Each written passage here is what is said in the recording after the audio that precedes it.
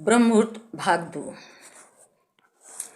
पृष्ठात् पृथिव्यामयदन्तरिक्षमारुहम् अन्तरिक्षात् दियोमारुहम् दियो नाकस्य पृष्ठात् स्वहजेति गामहम्।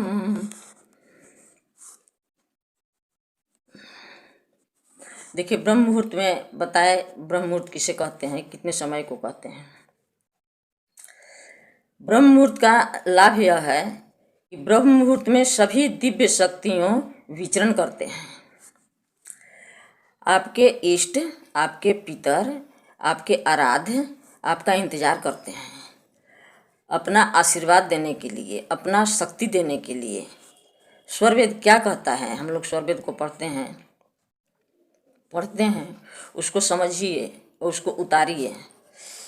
साधन दोनों काल में ब्रह्म मुहूर्त सुधार। स्वामी जी कहते हैं कि साधन शाम सुबह दोनों काल में कीजिए, आरती वंदना दोनों काल में कीजिए, ध्यान दोनों काल में लगाइए। यह सब जरूरी है, लेकिन यह सब एक दिन छूट भी जाए तो कोई बात नहीं, लेकिन ब्रह्म मुहूर्त को सुधार लीजिए। ब्रह्म मुहूर्त नहीं छूटना चाहिए।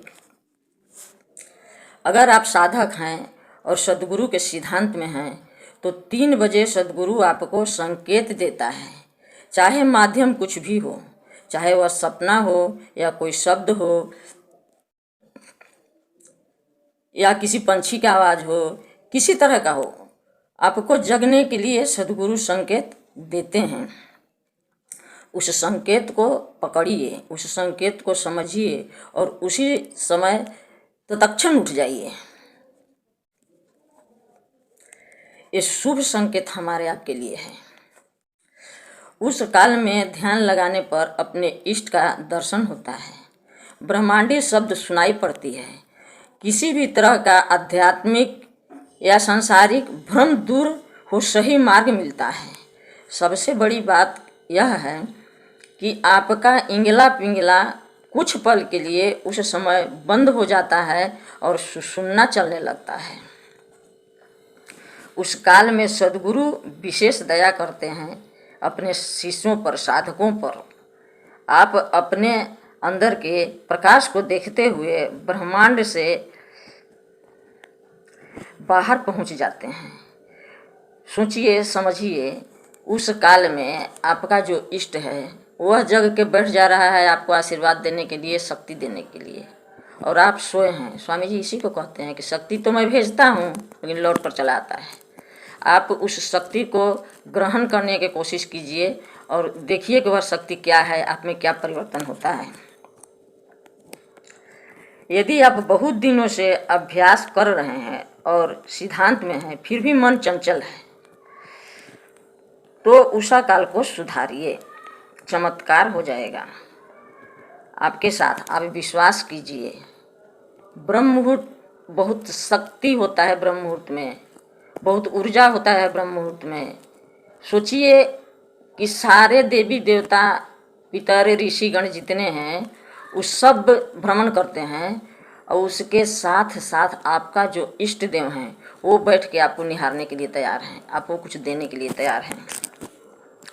साधारण रूप से समझिए, 3 से 4 के बीच में कितने लोग जगते हैं? 99% लोग सोए रहते हैं। तो ब्रह्म मुहूर्त में नकारात्मक ऊर्जा नहीं के बराबर होता है। ज़्यादातर सात्विक लोग ही जगते हैं, जो पूजा पाठ, साधन, अभ्यास, ध्यान करते हैं तो उनका एनर्जी जो है वो तो सात्विक होता है। और जब आपका एनर्जी ब्रह्मांड के दिव्य एनर्जी से युक्त होगा तो क्या होगा, इस पर हम लोग ध्यान दें। इस समय हम जो सोचेंगे, विचार करेंगे, जो प्लानिंग करेंगे वह फलित होगा, क्योंकि हमारा विचार का ऊर्जा सीधे दिव्य ऊर्जा से जाकर मिल रहा है। देखिए, विचार, संकल्प, पूजा, प्रार्थना तो हम दिन भर करते हैं पर ज़्यादातर पूर्ण नहीं होता। इसका कारण है कि जब आप विचार पूजा जो भी कर रहे हैं उस समय करोड़ों लोग अपना विचार कर रहे हैं। सबका विचार का तरंग, एनर्जी अलग अलग है और अब होता क्या है, सबका एनर्जी ब्रह्मांड में पहुंचकर एक दूसरे से मिश्रित हो जाते हैं और आपको सफलता नहीं मिलती है। कारण यही है कि आपको सफलता नहीं मिलती, आपका एनर्जी इतने एनर्जी के साथ मिलजुल जाती है कि नष्ट भी हो सकता है, नष्ट हो जाता है एनर्जी, आपका मनोकामना पूर्ण नहीं हो सकता है। अतः